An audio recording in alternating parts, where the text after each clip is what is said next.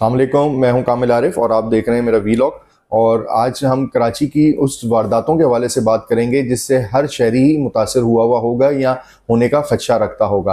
कराची शहर के अंदर स्ट्रीट क्राइम की वारदातें दिन ब दिन बढ़ती चली जा रही हैं। किसी की मोटरसाइकिल चोरी हो रही है तो किसी की गाड़ी छीनी जा रही है, किसी के साथ मोबाइल फ़ोन स्नैचिंग हो रही है तो कोई बैंक से रकम लेके निकलने वाले शख्स को लूट लिया जाता है। और इसी दौरान कई ऐसे अफराद हैं जो डकैती मुज़ाहमत के दौरान कत्ल कर दिए गए हैं, और कई ऐसे अफराद हैं जो डाकुओं की गोलियां लगने से ज़ख्मी हो चुके हैं और कई जो है ज़ेर इलाज हैं। और ये डाकुओं की फायरिंग से रोज़मर्रा के वाक़यात हो रहे हैं। अब सवाल ये है कि इतनी बड़ी तादाद के अंदर वारदातें करने वाले ग्रुप आखिर हैं कौन कौन से। हर ग्रुप के बारे में तो इन्फॉर्मेशन ना तो पुलिस के पास है और ना ही हमारे पास, लेकिन एक ऐसा पुलिस मुकाबला हुआ जिसने ऐसे ग्रुप के बारे में इंकशाफ किया जिसमें कोई और नहीं, साबका पुलिस एहलकार मुलव्विस था।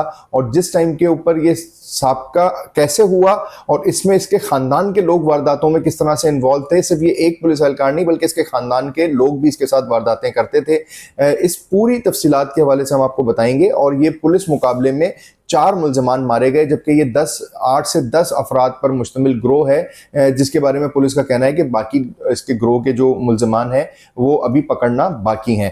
तो वक़ुआ कुछ ऐसे है कि नवंबर 24 की अलल सुबह या अलल रात कह लीजिए कि फजर से पहले क्लिफ्टन के इलाके में पुलिस मुकाबला होता है, और उस पुलिस मुकाबले में 4 मुल्ज़मान मारे जाते हैं। इन 4 मुल्ज़मान की शनाख्त का सिलसिला शुरू होता है और 4 मुल्ज़मान की शनाख्त कुछ देर में पुलिस करने में कामयाब हो जाती है। उन चारों की शनाख्त कुछ इस तरीके से है कि एक पहले नंबर के ऊपर मुल्ज़िम की शनाख्त हुई राजकुमार के नाम से, जो कि साबका पुलिस एहलकार था।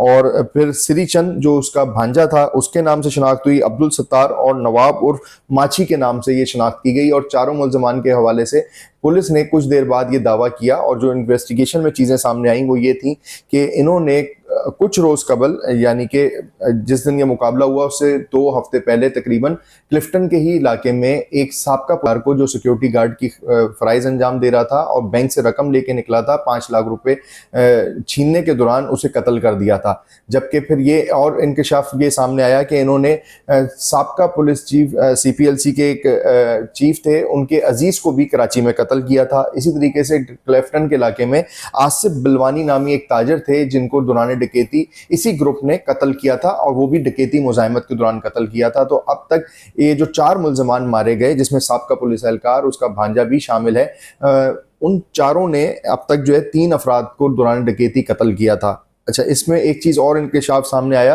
वो ये था कि राजकुमार जो साबका पुलिस एहलकार है उसका बहनोई भी जेल में है, यानी कि पूरा ख़ानदान हो गया। आप ये समझिए कि राजकुमार साबका पुलिस एहलकार हो गया, उसका भांजा इसके साथ मुकाबले में मारा गया, बहनोई जो है वो जेल के अंदर है, बाकी उनके 2 साथी हैं और बाकी दीगर साथी जो उन्होंने अपने साथ शामिल किया। अच्छा जी, ये साबका पुलिस एहलकार जो है राजकुमार, ये 2014 में शिकारपुर से भर्ती हुए और 2015 में डकैती के इनके ऊपर वारदातें करने का इल्ज़ाम साबित हुआ, और उसमें ये पुलिस ने इनको डिसमिस कर दिया, महकमा पुलिस से निकाल दिया। 3 साल जेल में रहे, और 3 साल जेल में रहने के बाद फिर बाहर आने के बाद इन्होंने 2023 में जो है CPLC चीफ के एक अजीज़ को कत्ल किया अपने गिरोह के साथ। श्री चंद और राजकुमार पुलिस एहलकार का मैं आपको पहले बता चुका हूं कि भांजा है। इसी तरीके से ये पूरा ग्रुप जो है अंदरूनी सिंध से कराची आके ऑपरेट कर रहा था, और इसको लीड कर रहा था एक पुलिस मुकाबले में मारे जाने वाला राजकुमार जो साबका पुलिस एहलकार था। शिकारपुर में उसकी भर्ती हुई। शिकारपुर में भर्ती होने के बाद जब उसकी वारदातों के हवाले से पुलिस हुकाम को पता चला कि पुलिस एहलकार जो है डाकू जो है उन्होंने भर्ती कर लिया है, उसके बाद वो वारदातें भी पुलिस एहलकार होने के नाते कर रहा है, तो उन्होंने उसको महकमा पुलिस से बरतरफ कर दिया। 2015 में जेल चला गया, 3 साल जेल रह के आया। फिर उसने अपने भांजे और बहनोई के साथ मिलकर ग्रुप बनाया और साथ में दीगर लोगों को भी शामिल किया, और फिर इस तरीके से ये वारदातें करने लगे। अच्छा, इनका तरीका वारदात क्या होता था, ये एक गाड़ी साथ रखते थे और साथ में 2 मोटरसाइकिलें रखते थे जिसके ऊपर पूरा ग्रुप ऑपरेट करता था। जिस जगह वारदात करने जाते थे वहां गाड़ी में भी जाते थे और मोटरसाइकिलें भी बैकअप के ऊपर रखते थे।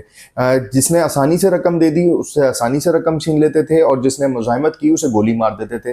तो 3 लोगों को अब तक ये कत्ल कर चुके हैं, और अब तक ये शुबा मौजूद है कि इन्होंने कई और जगहों के ऊपर भी जहां अनट्रेस कत्ल की वारदातें थी वहां भी मुमकिना तौर के ऊपर ये मुलव्विस पाए जा सकते हैं। उसके हवाले से तहकीकात जारी हैं। हैं, इनके ग्रुप के दीगर लोग अभी मफरूर हैं, जिनकी तलाश का सिलसिला जारी है। तो ये था वो ग्रुप जो कराची में डकैती के दौरान लोगों को कत्ल भी कर रहा था और रकम भी छीन रहा था, और इनका ज़्यादातर टारगेट जो है वो बैंक से रकम लेके निकलने वाले अफराद होते थे, और बड़े मुनज़्ज़म अंदाज में गाड़ी का इस्तेमाल करते थे, मोटरसाइकिलों का इस्तेमाल करते थे, और जब फरार होना होता था तो गाड़ी के अंदर फरार हो जाते थे, और अगर किसी जगह पे इनको रास्ता नहीं मिलता था तो ये मोटरसाइकिलों के ऊपर बैठ के फरार हो जाते थे।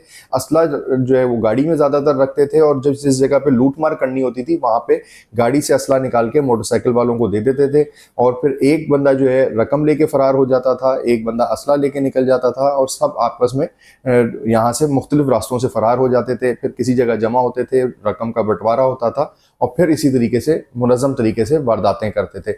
और सबसे बड़ी बात यह है कि जेल भी गए, जेल से आए भी, वारदातों का सिलसिला इसी तरीके से जारी था। अब ये चारों मुल्ज़मान क्लिफ्टन के इलाके में पुलिस मुकाबले में मारे जा चुके हैं, और ये पुलिस मुकाबला जो है CTD और इलाका पुलिस का मुश्तरका ऑपरेशन के दौरान हुआ था।